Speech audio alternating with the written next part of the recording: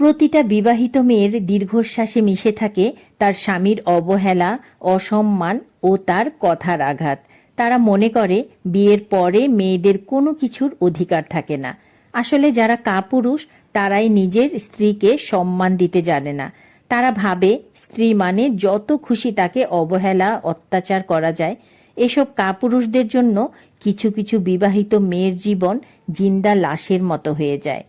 মেয়েরা স্বামীর অভাব মেনে নিতে পারে, শূন্য পকেট, বেকারত্ব মেনে নিতে পারে, স্বামীর উচ্চ বেতন, বাড়ি গাড়ি না থাকলেও, গহনা কাপড়, বিলাসী জীবন না দিলেও মেনে নিতে পারে, শ্বশুর বাড়ির বা নিজ সংসারের সমস্ত কাজ হাসিমুখে করতে পারে, মুখ বুজে চুপচাপ সবার সব জুলুম সহ্য করতে পারে। কিন্তু যার জন্য এত কিছু করা, সেই স্বামীর অবহেলা, অযত্ন আর ভালোবাসাহীন আচরণ মেনে নিতে পারে না।